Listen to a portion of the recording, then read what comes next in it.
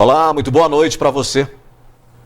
Caso Madalena, jornalismo da NTV vai atrás desse caso que chocou a população.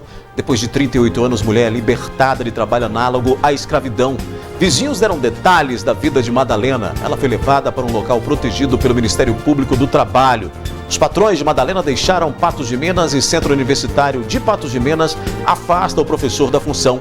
O que diz o advogado onde Madalena trabalhava? E muito mais informações vamos mostrar a respeito desse caso.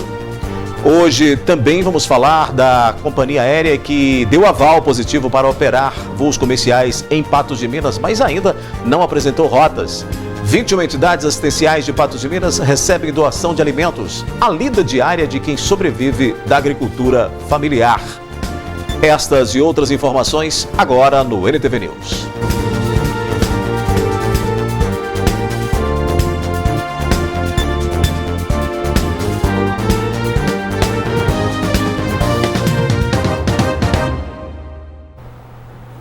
A gente começa a edição desta segunda-feira com um caso que aconteceu em Patos de Minas e deixou muitos indignados e incrédulos. Parece assunto vindo de contos fictícios, mas que aconteceu bem no centro da cidade e ganhou repercussão nacional, mostrado inclusive pelo Fantástico da Rede Globo. Uma mulher vivendo por 38 anos em condições análogas. 46 anos. Ela foi libertada depois de investigação do Ministério Público do Trabalho. Madalena foi resgatada no dia 27 de novembro por auditores fiscais do trabalho e pela Polícia Federal. Ela morava nesse quarto pequeno, sem ventilação, em um apartamento no centro de Patos de Minas. O caso ganhou repercussão nacional. Madalena hoje está em Uberaba, até que possa reencontrar a família que não vê desde os 8 anos de idade, quando foi entregue para adoção a Maria das Graças Milagres Rigueira, mas que nunca aconteceu formalmente.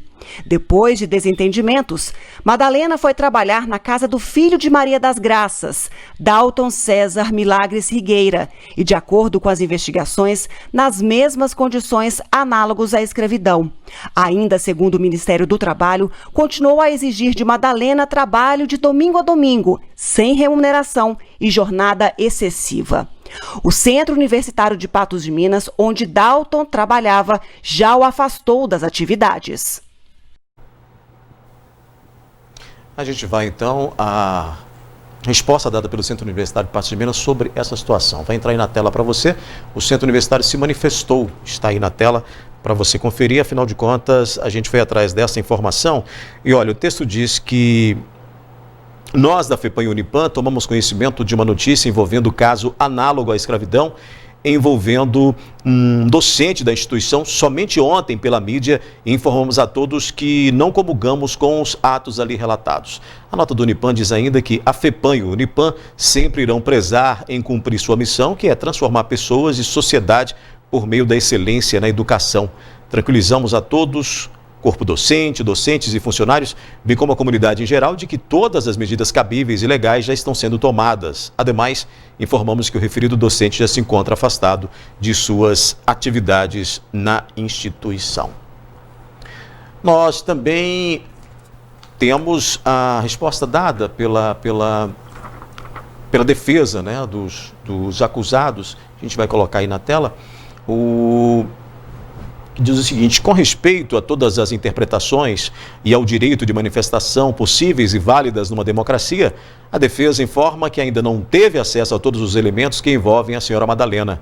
A divulgação prematura é irresponsável pelos fiscais e agentes do Estado antes de um processo que, por sentença, reconheça a culpa, viola direitos e dados sensíveis daquela família e vulnera a segurança pessoal deles.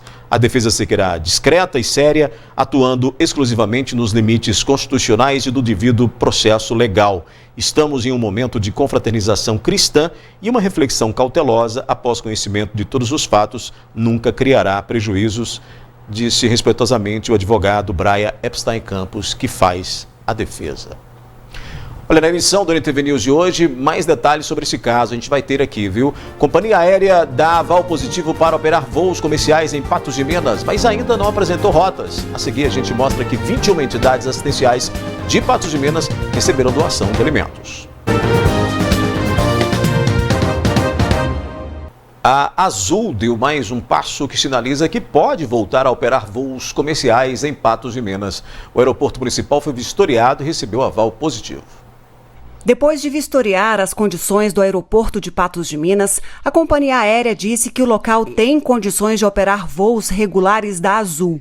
Entretanto, as rotas não foram definidas, mas podem acontecer nos próximos dias, estabelecendo conexões com o mercado de aviação regional. Mais corrente de solidariedade. Um grupo de amigos apaixonados por futebol se reuniu para uma grande ação. Eles arrecadaram mais de 10 mil litros de leite e também doaram a instituições de caridade de Patos de Minas. Alguns alimentos são extremamente importantes para uma vida saudável e isso não é segredo para ninguém. Mas em algumas situações eles se tornam ainda mais essenciais. Para pacientes em tratamento contra o câncer, o leite é um deles. Pacientes que fazem tratamento, eles não dão conta de comer qualquer coisa, muitos têm dificuldade, né, para deglutir. Então, assim, o leite é um alimento de extrema necessidade, de extrema importância para esses pacientes. A Associação Anjos da Vida foi uma das entidades beneficiadas com a doação do grupo de futebol solidário. Para a representante da entidade, a doação veio em boa hora. Nesse momento de pandemia, todas as entidades foram bem prejudicadas e assim, é um momento bem delicado para nós. E além da associação, dezenas de outras entidades foram contempladas com a doação do grupo. Segundo Eduardo, os mais de 10 mil litros de leite foram arrecadados através de uma iniciativa de um grupo de amigos. O evento em si, todo ano a gente faz o futebol lá no Clube Aspra, arrecada leite lá e vem aqui para o Marquinhos, depois tem um pagode e tal. Devido à pandemia, esse ano não teve o evento, mas nós trabalhamos antes, esse trabalho começou há 4, 5 meses atrás, fazendo rifa, vendendo camisas, com toda a renda voltada para adquirir os leites. Nós tivemos uma meta muito ousada esse ano, que o ano passado nós conseguimos 5.300 litros de leite. Esse ano nós tivemos como meta 10 mil e acabamos atingindo 10.370 litros de leite e esse ano estamos ajudando 17 entidades. A ação começou como uma brincadeira e tomou uma proporção gigantesca, tanto que uma rua precisou ser interditada para que a entrega fosse feita. Fico muito satisfeito, né? Porque com a ajuda de todo mundo, tem vários empresários aí que ajudam também, né? A gente procura as empresas, pede a ajuda de um, pede de outro e assim vai indo. E para o ano que vem, a promessa é dar continuidade à ação. Desde quem doa 1 litro de leite, quem doou 1.000 litros de leite, o intuito é solidariedade e valeu para todos eles o meu muito obrigado. Eu espero que com esse espaço, ano que vem, a gente consiga divulgar mais e agregar mais para a gente conseguir mais leite e atender mais entidades. Boa iniciativa, né? Precisamos. O Unipan entregou nesta segunda-feira 3 toneladas de alimentos e outros donativos para mais de 21 entidades assistenciais de Patos de Minas. O recebimento das doações foi comemorado.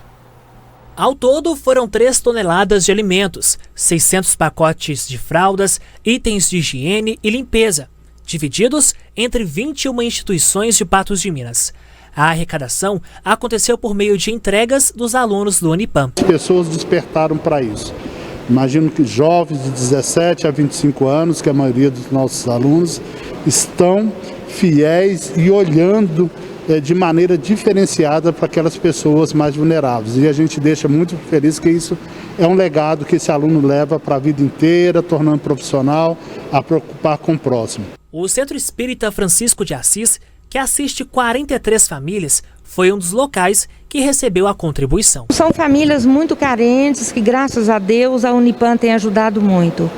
E tantas pessoas que lá assistem também na reunião pública, o público, nós trabalhadores, a gente tem trabalhado muito nessa questão para auxiliar essas famílias. O Lar de Paulo também recebeu a ajuda, que colabora neste final de ano. Nós sentimos felizes de ver as famílias tendo o que passar não só uma noite, mas ao longo do mês com essas doações. Esta foi uma das várias ações solidárias do Centro Universitário de Patos de Minas, realizadas em 2020. É feito um estudo, a gente pega o cadastro das instituições, elas apresentam as suas demandas, o que realmente elas precisam e a gente tenta atender da melhor forma possível.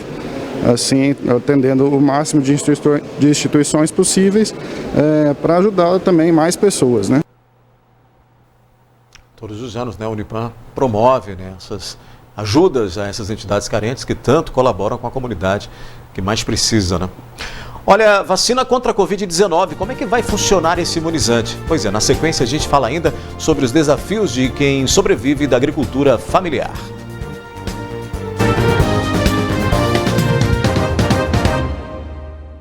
Para 10 milhões de brasileiros, o sustento vem da agricultura familiar. A lida diária exige esforço e também dedicação e superação de muitos obstáculos até para escoar a produção.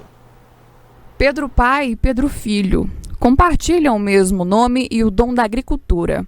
A propriedade rural onde eles cultivam hortaliças fica a poucos quilômetros de Patos de Minas. É de lá que sai uma série de produtos fresquinhos. Eu sofri muito, não tinha estudo, né? Depois, no fim, eles não teve estudo. Eu falei, ó, vocês têm que seguir o exemplo do pai aí, ó. Isso aí, e nem o carro do outro, não dá dinheiro. Mas é uma coisa que você vai derramar seu suor, você vai ganhar seu dinheiro honestamente. Tá em 12 anos, e o que me começou foi a curiosidade, né? Plantei para começar e deu certo, e tô até hoje. É do cultivo de hortaliças que a família tira o seu sustento. O conhecimento sobre o plantio é a ferramenta mais importante por aqui, muito mais do que a enxada e o adubo. Ele foi passado de geração a geração. O senhor Pedro pai se dedica ao plantio e o Pedro filho cuida da logística e das vendas. Planta mesmo mais, ele planta essas verduras aí, né? Alface, cebolinha, salsinha, né? Nós vamos plantar uns pimentão ali, uns pepinos. É daqui que sai que chega na mesa lá. Vai para o supermercado, vai para o restaurante, vai para o galpão do produtor rural. A família é inspiração para manter os jovens no meio rural. A agricultura familiar envolve 10 milhões de pessoas no Brasil e responde por 23% da renda no campo.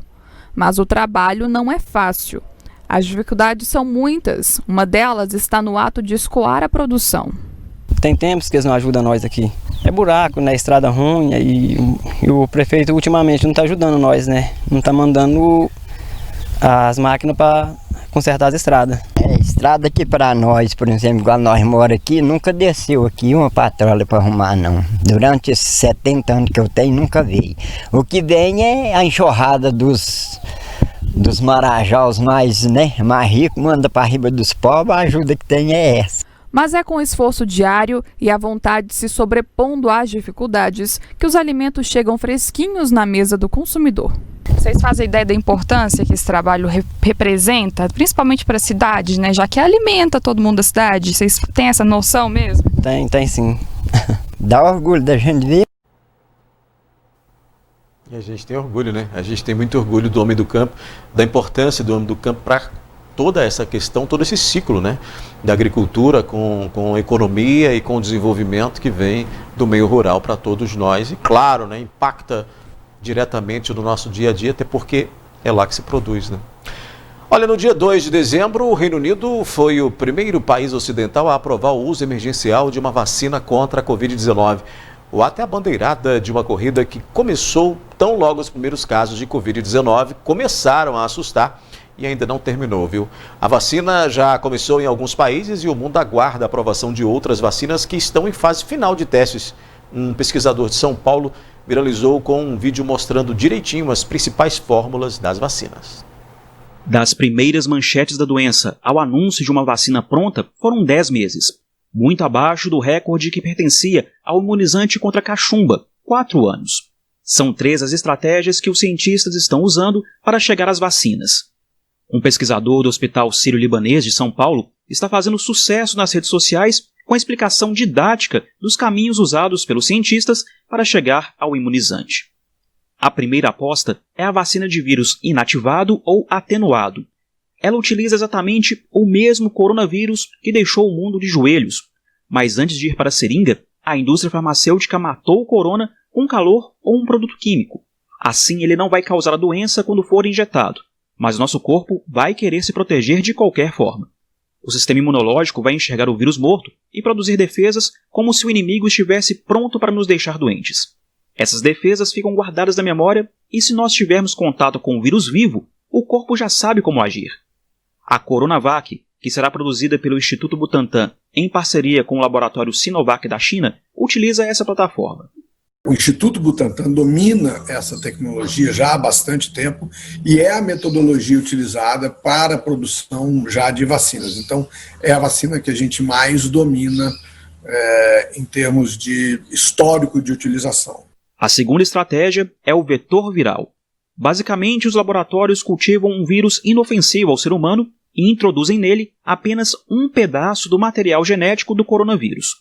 É um vírus carregando para dentro do corpo a informação de outro. A doença não consegue se manifestar desse jeito, mas o sistema imunológico sim. Anticorpos e células de defesa vão reagir de acordo com aquela informação carregada pelo nosso vírus do bem.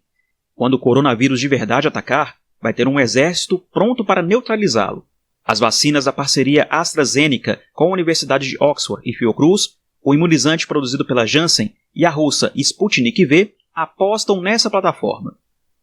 As vacinas com adenovírus, como o vírus que carrega dentro do vírus o material genético utilizado para a imunização, ela não é tão moderna, mas ela, na utilização em seres humanos, ela é bastante moderna.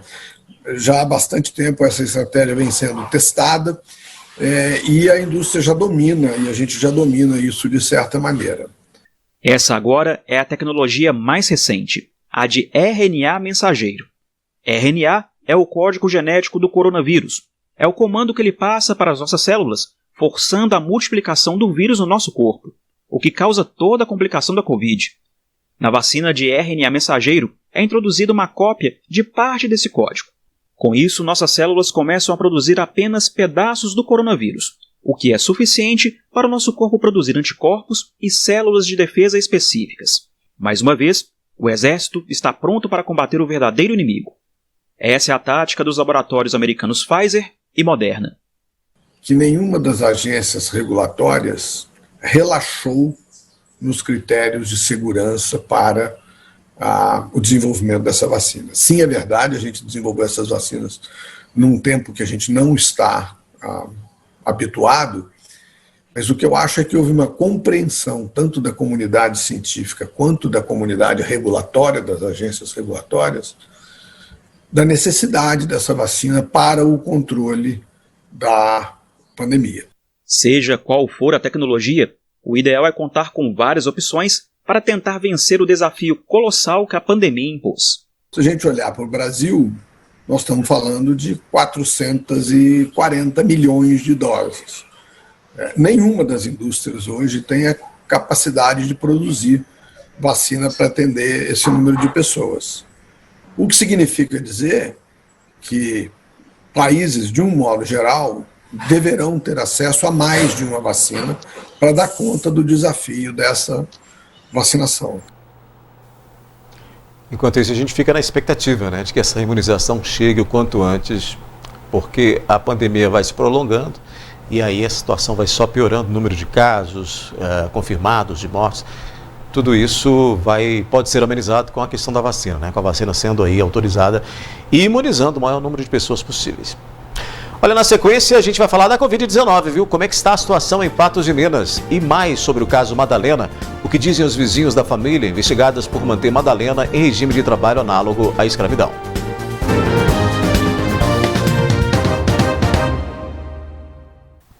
Nós vamos agora à análise da notícia dos principais fatos do dia e para essa análise vou acionar a repórter, jornalista, diretora de jornalismo, Ludmila Bahia. Boa noite, Ludmila. Boa noite, Odair. Boa noite a todos que acompanham o NTV News. Agora com a análise da notícia, a gente chega para debater alguns assuntos e muitos de grande repercussão nesta segunda-feira, hein, Odair? A semana começou realmente movimentada. Mas vamos começar pela Covid, Ludmila. Vamos fazer essa atualização aí desses casos. Afinal de contas, nós tivemos aí um fim de semana em que a Prefeitura, como a gente já disse, não divulga casos. Temos aí, então, a comparação de hoje com sexta-feira, que entra aí na tela para você fazer essa análise. Vamos lá, os dois em conjunto analisando esses números do boletim epidemiológico municipal. E, ao contrário da última segunda-feira, que a gente teve aí uma explosão com muitos casos confirmados da Covid em Patos de Minas, nesta segunda-feira tivemos 21, bem menos que tivemos há uma semana, mas são 21 casos novos registros de Covid-19, são 3.886 infectados nesta pandemia no município, quase 3.400 já curados, e temos aí uma pequena redução no número de internações em 4.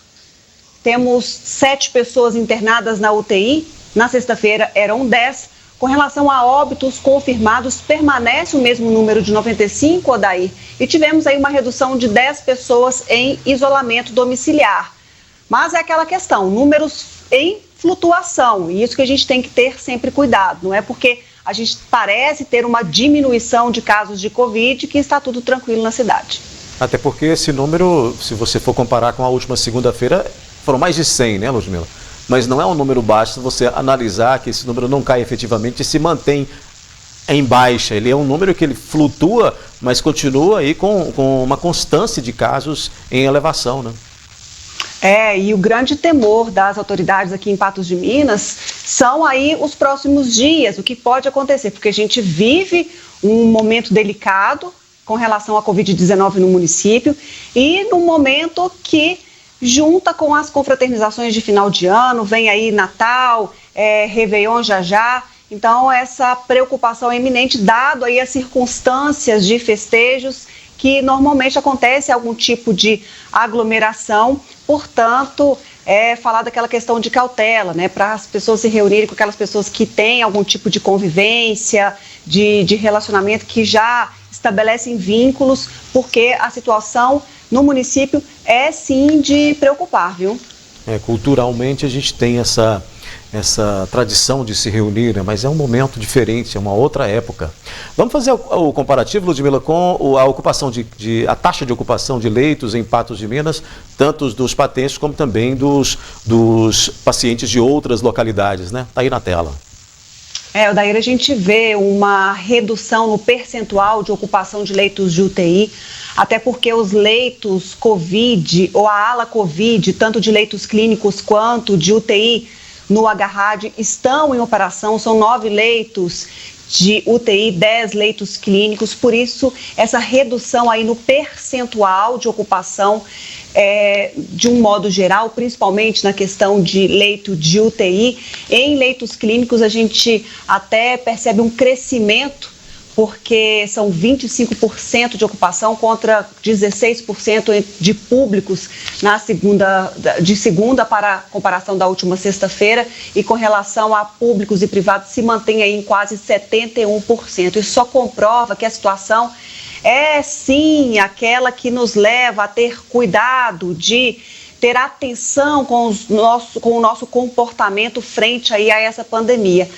Porque com relação à quantidade de internados entre suspeitos e confirmados, não tem aí grande alteração, praticamente permanece o mesmo da última sexta-feira. Portanto, cautela, eis a palavra de ordem. Assim, do ladinho aparece a palavra cuidado. É preciso ter cuidado sim com essa pandemia.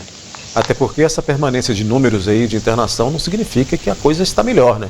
Significa que pelo contrário, foi mantido, né? E pode até ficar pior.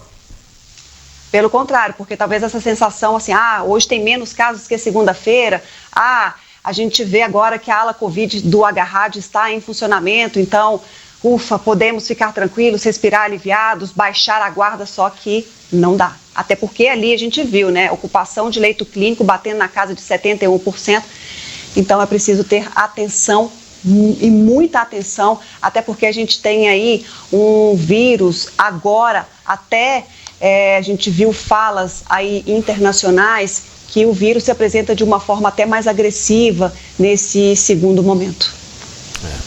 Ludmila, vamos mudar de assunto, mas ainda resgatando um assunto que a gente falou no início dessa edição, né, sobre o caso Madalena. A gente vai conhecer agora mais sobre esse fato da Madalena. Segundo o Ministério Público do Trabalho, a Madalena vivia em situação de análoga à escravidão em um apartamento no centro de Patos de Minas. E com exclusividade, a nossa equipe de reportagem foi até este prédio onde a Madalena vivia. Uma história mantida em segredo e só agora revelada. Madalena Gordiano, de 46 anos, vivia em um apartamento que fica neste prédio, no centro de Patos de Minas. A história de Madalena, com a família de Dalton César Milagres Figueira, hoje professor universitário, começou quando ela tinha 8 anos de idade. Madalena teria ido até a casa da família. Lá encontrado Maria das Graças Milagres Figueira. A mulher então decidiu adotar Madalena, ato que teria sido concordado por sua mãe, mas que nunca foi formalizado. Ao todo, Madalena se dedicou por 24 anos à família, ajudando a cuidar da casa e dos filhos da patroa. Após mais de 2 décadas, o marido de Maria das Graças passou a rejeitar Madalena. Foi então que ela foi levada para a casa de Dalton César, uma pessoa que mora em um apartamento do prédio e preferiu não se identificar, contou detalhes da convivência de Madalena com a família. Ela não podia conversar conosco, ela mal dava um bom dia, sabe? Então a gente sentia que ela era reprimida. Ela tinha medo dele? Sim, tanto do homem como da mulher. Era uma relação assim distante, de ela realmente uma funcionária, né, e tudo, porque ela não fazia as refeições na mesa, ela nunca saiu para passear com eles, ela ia só na igreja. Durante os anos em que viveu neste prédio, Madalena deixava bilhetes pedindo ajuda. Por inúmeras vezes, pediu sabonete para tomar banho e até mesmo dinheiro.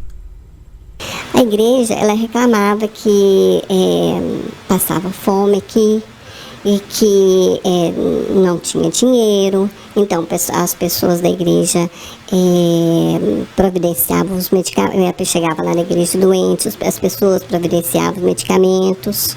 Em 2001, um tio da esposa de Dalton se casou com Madalena, mas eles nunca moraram juntos. O homem morreu pouco tempo depois e deixou 2 pensões, que hoje somadas passam de R$8.000 por mês. Mas Dalton sempre controlou a conta bancária de Madalena. O fato ganhou repercussão nacional. Na noite de domingo, foi um dos assuntos mais comentados em uma rede social. Dalton e sua família viviam neste apartamento.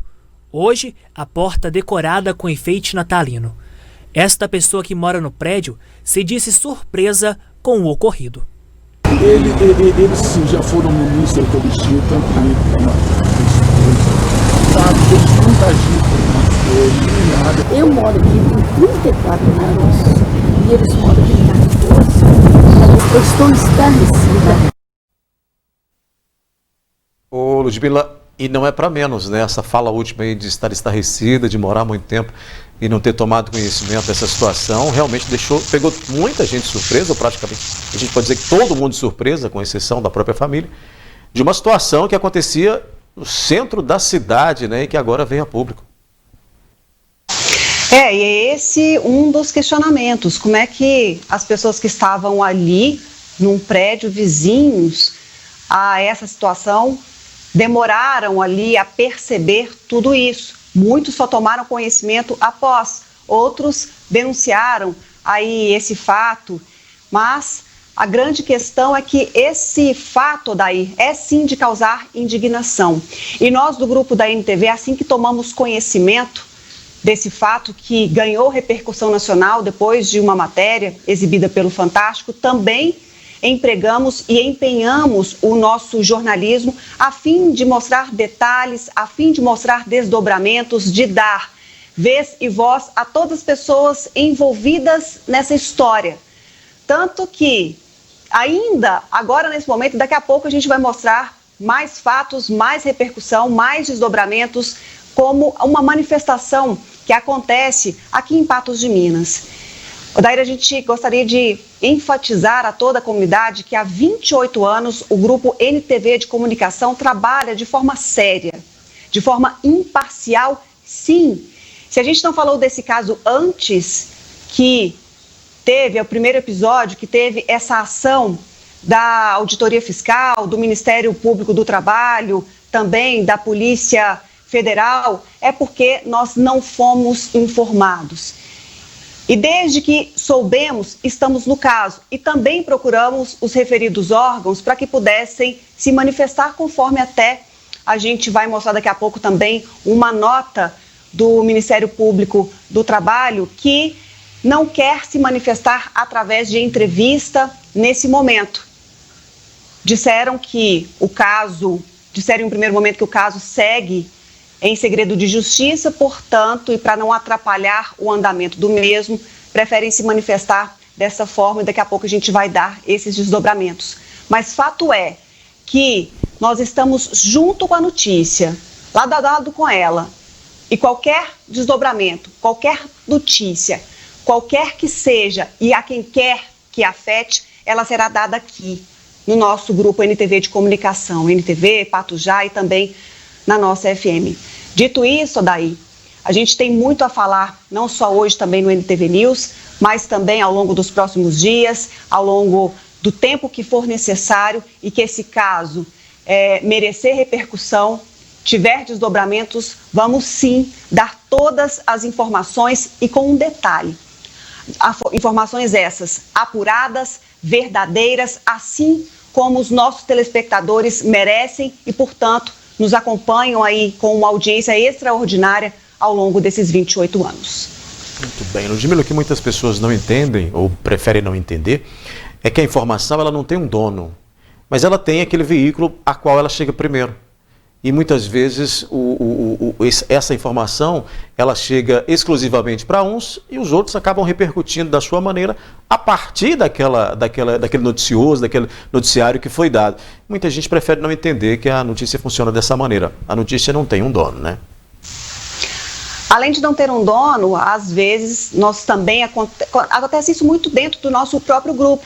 Nós somos privilegiados com alguma informação e depois outras mídias, outros jornalistas darão aquele fato que foi noticiado aqui primeiro. Isso acontece, é um fato corriqueiro dentro do jornalismo. Mas uma meia dúzia de pessoas desinformadas, que não conhecem de jornalismo, que querem aparecer à custa de outros, à custa de espalhar fake news, que aí eu faço um parênteses, é crime, cabe a essas pessoas serem imputadas até criminalmente por espalhar notícias inverídicas, por espalhar notícias sem nenhum tipo de embasamento, até que prove que nós recebemos e não falamos, porque não houve nenhum tipo de recebimento e nenhum tipo de protecionismo com relação a esse assunto que é seríssimo, merece sim discussões e das mais variadas possíveis. Inclusive o nosso canal aqui está aberto para quem quiser falar,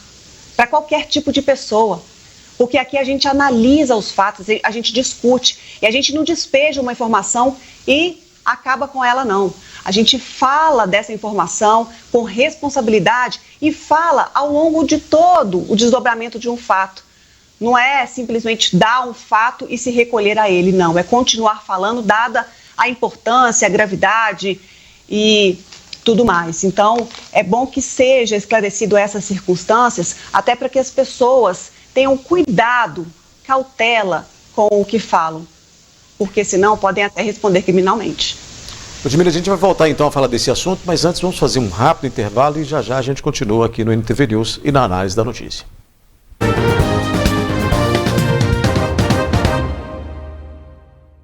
Hoje pela manhã, um trecho da MGC 462, próximo a Patrocínio, havia sido interditado após parte do acostamento desabar, mas poucas horas depois a via cedeu de fora a fora. As imagens da Polícia Rodoviária Estadual, registradas na manhã desta segunda-feira, mostram uma parte do asfalto em um trecho da rodovia cedendo. Em pouco tempo, toda a via desabou. De ambos os lados, pedaços de asfalto e terra caíram. O trecho que está interditado é este que nós estamos, entre o quilômetro 1 e 3 da MGC 462. A pista foi rompida completamente, impedindo o acesso aos motoristas. A informação que nós temos até o momento é que quem precisar passar pelo local deve acessar a MGC 462 pela Avenida Faria Pereira para a cidade de Perdizes e estrada da comunidade de Pedros. Até o momento, nós não temos informação de quando a pista será consertada e nem liberada. Motoristas que passavam pelo local foram surpreendidos pela interdição e tiveram que dar meia volta para procurar outra forma de seguir em viagem. Aqui é meu caminho de todos os dias, né? Tem que voltar, né? Voltar na 365.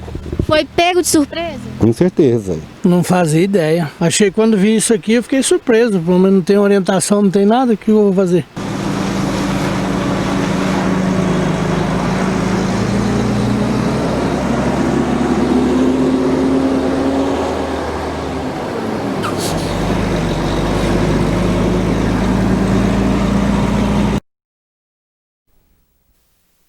E aí vamos ver quanto tempo demora para isso ficar pronto, né? A gente volta a falar do caso Madalena. Ludmila Bahia divide novamente a tela comigo. Ludmila, a gente continua repercutindo esse caso aí que nacionalmente teve reações, né, por parte de pessoas de todo o Brasil. E a família, Odair, já teve aí o seu julgamento pela sociedade, já teve seu linchamento virtual. A família, inclusive, deixou Patos de Minas nessa segunda-feira, se recolheu na zona rural, não quer comentar sobre o assunto. O advogado também preferiu não falar, não dar entrevista, apenas aquele comunicado que nós já exibimos, vamos falar dele também agora. E o fato é que o local também onde o Dalton Rigueira trabalhava, o Centro Universitário de Patos de Minas, se manifestou. Nós entrevistamos o reitor do Centro Universitário, o presidente da FEPAM, que já tomaram medidas com relação ao Dalton, viu, Odair? Vamos lá então. Por meio de nota, o advogado da família disse, abre aspas, com respeito a todas as interpretações e ao direito de manifestação possíveis e válidas numa democracia, a defesa informa que ainda não teve acesso a todos os elementos que envolvem a senhora Madalena. A divulgação prematura e irresponsável pelos fiscais e agentes do Estado antes de um processo que, por sentença, reconheça a culpa, viola direitos e dados sensíveis daquela família e vulnera a segurança pessoal deles. A defesa seguirá discreta e séria, atuando exclusivamente nos limites constitucionais e do devido processo legal. Estamos em um momento de confraternização cristã e uma reflexão cautelosa. Após conhecimento de todos os fatos, nunca criará prejuízos. Fecha aspas. O local onde o homem lecionou durante este ano também falou sobre o ocorrido. A instituição de ensino se manifestou da seguinte forma por meio de nota, abre aspas, nós da FEPAM e Unipam tomamos conhecimento de uma notícia envolvendo o caso análogo à escravidão, envolvendo um docente da instituição somente ontem pela mídia, e informamos a todos que não comungamos com os atos ali relatados. A FEPAM e Unipam sempre irão prezar em cumprir a sua missão, que é transformar pessoas e sociedade por meio da excelência na educação. Tranquilizamos a todos, corpo discente, docentes e funcionários, bem como a comunidade em geral, de que todas as medidas cabíveis e legais já estão sendo tomadas. Ademais, informamos que o referido docente já se encontra afastado de suas atividades na instituição. Fecha aspas. O marco da instituição, da FEPAM e do Unipam é a transparência. Mais do que nunca. A gente ficou sabendo isso 10, 11 da noite, o presidente da fundação e eu nos reunimos para chegar aqui com vocês com esse comunicado. Né? A gente vai reunir mais vezes, outras vezes, através das informações que nós vamos receber e todas as medidas necessárias serão tomadas. E a gente está bem ciente disso. Por bem, achamos melhor fazer primeiro o afastamento do professor e esperar agora a assessoria jurídica e ver como está o processo legal também para ver quais serão os próximos passos. Foram anos subindo e descendo estas escadas, ou como alternativa, este elevador. Segundo pessoas próximas a Madalena, a única saída da mulher era do apartamento para a igreja, que fica a poucos metros de onde vivia. Madalena foi resgatada no dia 27 de novembro deste ano. Ela vivia neste cômodo, existente em todos os apartamentos não reformados do prédio. A ação foi silenciosa. Eu não vi, não. Não vi barulho, não. Dalton e Valdirene estão sendo investigados pelo Ministério Público do Trabalho por submeter uma pessoa à condição análoga à escravidão e tráfico de pessoas, além de apropriação indébita. A pena pode chegar a 20 anos de prisão. Maria das Graças, mãe de Dalton, a primeira patroa, também pode ser responsabilizada, mesmo depois de 14 anos, uma vez que este tipo de crime não prescreve. Ludmila, são mais detalhes, né? São mais curiosidades e mais peculiaridades desse caso aí que a gente está acompanhando, que o repórter Matheus Borges foi buscar, né? E tem muitas coisas para serem esmiuçadas, né? Com essa falta, com esse recolhimento por parte até da própria auditoria fiscal, que tem mais detalhes, algumas questões aí pairam e ficam sem respostas. Mas fato que é um caso que merece aí desdobramentos, que merece muita atenção e celeridade. Porque são 38 anos, é uma vida inteira debruçada aí no que o próprio Ministério Público do Trabalho diz, análogo à escravidão.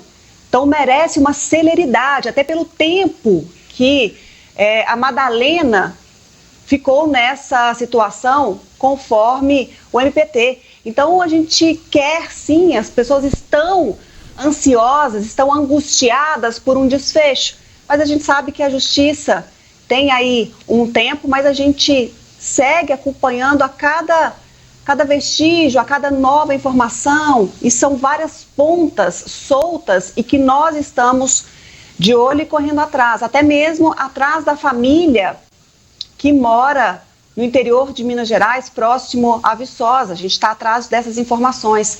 A informação inicial é que a Madalena estava em Uberaba, só que a Madalena não passou aí pela prefeitura do município, não passou por uma instituição pública do município, então a gente não sabe onde está efetivamente a Madalena, que segue protegida pelo Ministério Público do Trabalho. Então são várias pontas soltas que precisam de respostas e que a gente segue aí no encalço, trazendo e elucidando todos os fatos, viu, Adair? Pois é, a gente mostrou nota agora há pouco, mais cedo também, sobre a defesa, né, se posicionando, e o Ministério Público do Trabalho também se manifestou por meio de nota.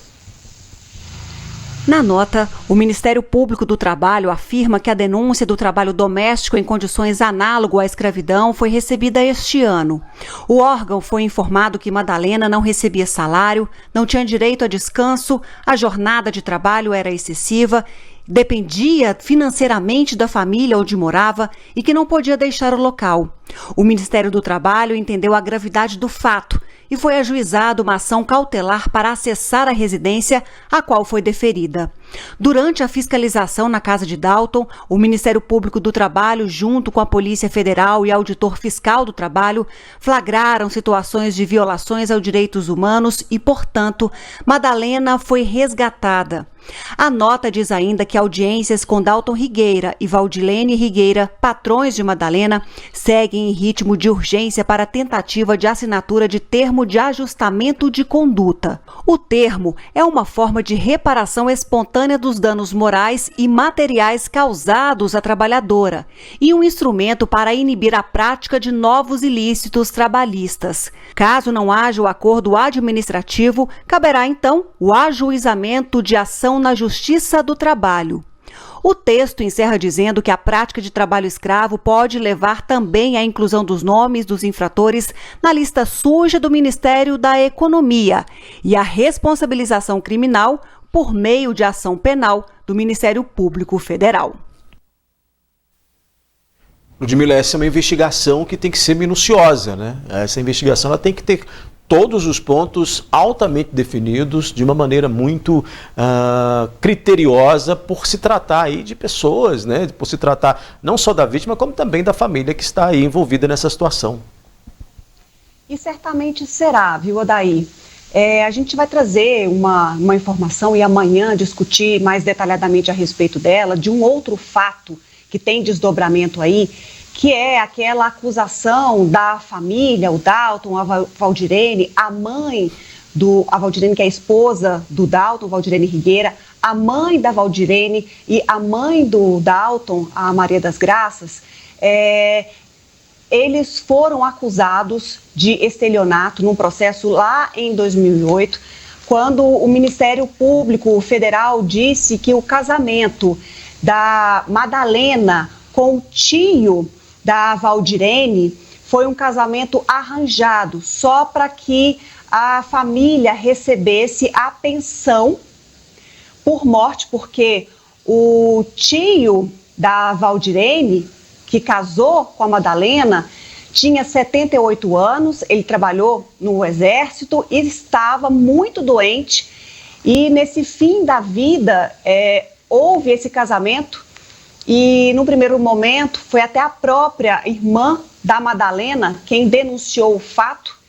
E no primeiro momento, portanto, assim, houve o entendimento em que o Ministério Público Federal disse que esse casamento foi arranjado para que essa família aí recebesse essa pensão, cerca de R$8 mil, dinheiro esse que a Madalena disse que nunca chegou na conta bancária dela. Mas os acusados foram absolvidos e a gente vai trazer aí mais luz sobre esse processo que começou lá em 2008 e teve o desfecho agora, daí no mês passado também. Então são, quando eu falei várias pontas soltas, vários fragmentos, várias informações, esse caso tem. Então por isso que vai demandar aí também da justiça muita atenção e talvez não tenha essa celeridade toda que a gente gostaria que tivesse, até por conta de todo esse tempo em que a Madalena ficou aí nessas condições de trabalho indignantes. Ludmila, nós temos hoje algumas pessoas, elas se reuniram para fazer uma manifestação sobre esse caso, né, que tem uma repercussão muito grande.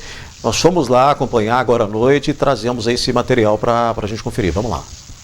Olha, boa noite para todos que acompanham o NTV News. Essa manifestação aconteceu aqui na porta do Centro Universitário de Patos de Minas e reuniu algumas pessoas que trouxeram inclusive cartazes para manifestar com relação a esse caso Madalena, que aconteceu no centro aqui de Patos de Minas. São vários cartazes e, segundo os manifestantes, eles querem uma solução a respeito desse caso. E no meu ambiente de trabalho mesmo, eu tive que trocar uma ideia com meu patrão, porque ele estava sendo bem racista comigo e não deixava eu me defender. Tive que mudar de ambiente de trabalho porque eu não aguentava mais. E ainda, infelizmente, é uma coisa que acontece frequentemente. Como eu disse na outra entrevista, o racismo ele é estrutural. Então a gente tem um sistema que é falho, uma sociedade que é falha. Enquanto a gente não conseguir resolver a situação de uma forma geral, uma sociedade que está falhando com as pessoas, a gente não vai conseguir resolver esse problema. A nossa reportagem também conversou com a coordenadora do Movimento Negro Unificado em Patos de Minas, que ficou assim muito chateada com o que aconteceu. Inclusive o movimento conta com várias pessoas que inclusive são negras e que defendem as questões raciais aqui em Patos de Minas. Ela disse que esse caso não é isolado e que a partir de agora as pessoas devem ter mais coragem para denunciar. Tem acesso, a gente tem conhecimento, né, de notícias de casos semelhantes a esses com muita frequência, né? Porque eu faço parte de uma entidade que é nacionalmente reconhecida na luta contra o racismo e todas as suas formas, mas um caso do nosso lado, próximo, no município, numa cidade relativamente pequena como Patos de Minas, com certeza choca muito. E a gente recebeu essa notícia, né? Foi muito impactante. A manifestação aconteceu bem na porta do Centro Universitário de Patos de Minas. Estiveram presentes vários jovens, inclusive o Movimento Negro Unificado aqui da cidade. Todos querem uma única coisa, e que a justiça seja feita no caso Madalena. Eu acho que o principal objetivo da manifestação pacífica aqui hoje é para a gente não se calar, para esse caso não ser isolado, igual muitos casos aí passam batidos aqui na cidade e ninguém fala nada. Dessa vez não, dessa vez a gente veio manifestar e vem cobrar justiça pela Madalena. Ludmila, reações já esperadas e válidas, né? Desde que sejam realmente feitas com muita prudência, né? E chamando a atenção para um caso que choca tanto, né? Quando a gente começa a ler a história, começa a visualizar essa história, choca muito. Então já era bem esperado que esse tipo de reação ocorresse, né? Claro, uma manifestação ordeira, legítima, um clamor popular por justiça, por um olhar cuidadoso, para que coloque luz numa situação que a gente viu acontecer na cidade, no centro de Patos de Minas, quando a gente pensa que isso não acontece mais, que é coisa de um passado muito distante, mas tão presente nos dias de hoje. E eles trouxeram, esses manifestantes trouxeram essa questão do racismo, que isso pode estar relacionado pelo fato da cor da Madalena, por ela ser negra. Fato que vai ser aí analisado pela justiça, mas que toma um viés aí, talvez até muito maior do que isso, né, Odair? Fato é que nós da NTV vamos mostrar todas as manifestações, todos os desejos populares, clamores, com sempre responsabilidade. Pois é, Ludmila, começando a semana assim, de uma maneira... A semana do Natal, inclusive, né? Começando de uma maneira triste ao saber desse tipo de história, ao tomar conhecimento dessa história. Mas vamos lá, né? Vamos cobrir, vamos fazer a nossa parte, claro, trazer luz aí a todas essas questões e fatos, sempre com o nosso jornalismo responsável. Com essa a gente fica por aqui.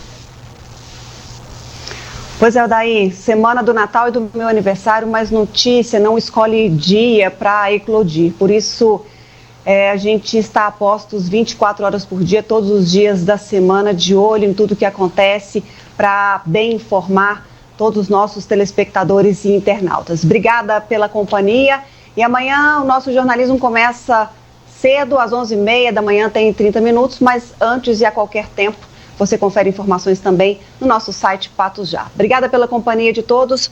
Beijo, fiquem com Deus. Tchau, tchau. Então é isso. Acesse lá, o portal patosja.com.br para outras notícias. O NTV News vai ficando por aqui, mas volta amanhã às 19 horas. Uma ótima noite a todos e até amanhã.